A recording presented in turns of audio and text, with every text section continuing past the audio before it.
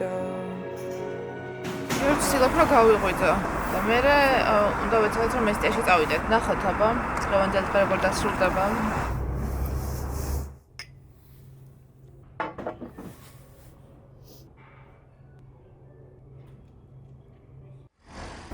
როგორც ცდილობს უმანქანო ხალხი მოხვდეს მესტიაში. ამინდი კარგია აქაც და იქაც.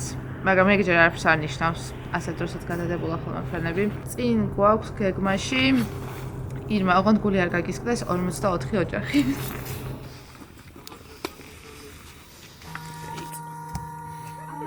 ძაღლების ხო მეშინია, ფხარის ხო ყველაფრის. გზის ხო მეშინია, უკვე მანქანებს ხო მეშინია და ყველაფერი ერთად მოქვს.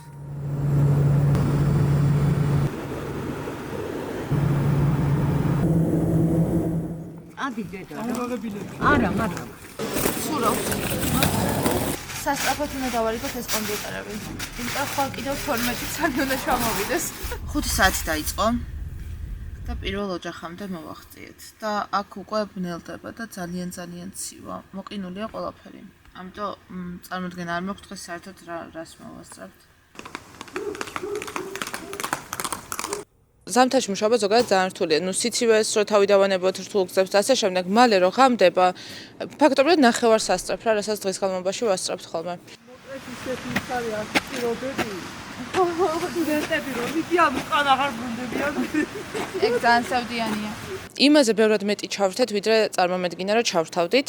თან ძალიან რთულ გზებზე, არ ვიცი, დათო რო არ ყავდეს აქ რა გვეშველებოდა. კითილი და მოხუჩი ჩუქი ხარ. მანქანის გარეშე სვანეთის დაწყება ცალკე სიგიჟე, ანუ რის იმედად დავიწყეთ მართლა სვანეთში მუშაობა, არ ვიცი. დღეს მზიანი დღე გვაქვს. დათოც მოსულა. წინა წლის ვიდეო რო დავდეთ რაჭიდან, დათომ დააკომენტარა, რომ სვანეთში თუ გადაწყვეტ მუშაობას დაგეხმარებითო. ხო და ეგ დავიმახსოვრე, იმიტომ რომ მეტი არავინ არ მეგულებოდა სვანეთში. ალბათ მაშინ ბოლომდე არ იცოდა, რისი გაკეთება მოუწევდა. დათოს გურიშით დავიწყოთ თუ ყარით.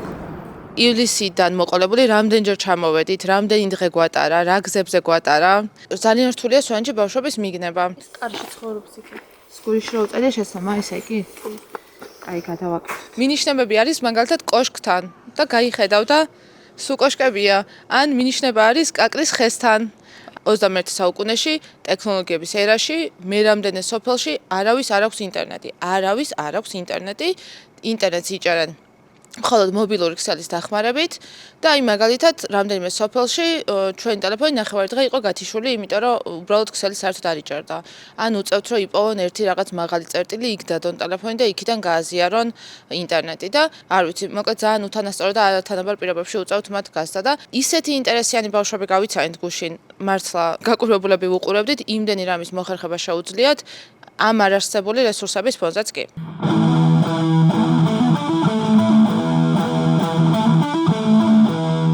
ელექტროგიტარაზე უკრავ, კლასიკურზე, ფანურზე და ანუ სიმიან საკრავებზე თითქმის ყველაზე რა.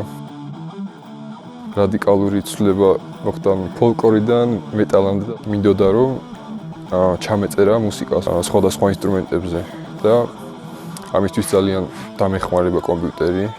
არც მასწავლებელი არ მყოლია, უბრალოდ ჩემთვის სწავლყოფილი და ამის დახმარებით უკვე შევძლებ რომ უფრო უკეთ განვითარდე რა. გავდიოდი კურსებს web development-ზე. კომპიუტერი არ მქონდა რომ მეცადა რა, ან გონებაში, ან რაღაცა ფორმით ვიმახსოვრებდი.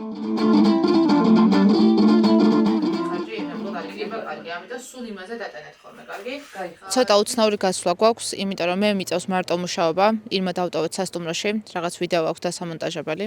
ეს მოგინახები. აუ რაღაცნაირია, მაგიტო არ მივდივარ რა ნახე. შენ რო არ მოდიხარ, რაღაცნაირად ვერ მივდივარ დროს. არ ვიცი როგორ უნდა ვიმუშაო შენ. ანუ ეხა ირმას არ უნდა დაურეკო ხოლმე რომ შემოვიდე. კარგად. დავჭით და მასი სასტუმროში. არ მომეწონა მოკლედ ესე მუშაობა რა.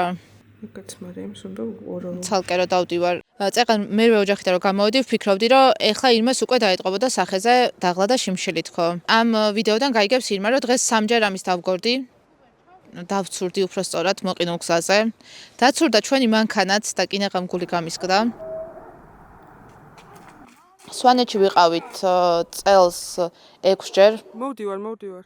სამჯერ გავუქმდა ფრენა და მოგვიწია დინდობის ოკრების გაცნობა და იქიდან ზუგდიდამდე მარშრუტი წასვლა. იმდენად ძალიან გვინდოდა სვანეთში ჩამოსვლა. მართლა ერთი რეგიონი იყო დარჩენილი, სადაც ჯერ არ ყავდა მოსწავლეები, რომ ივლისიდან შევძალეთ ვიზიტების დაწყება და მე მგონი ძალიან კარგი ტემპით წავედით. ჯამში რამდენი გამოდის? 170-ზე მეტია უეჭველი. არა, ბევრად მეტია.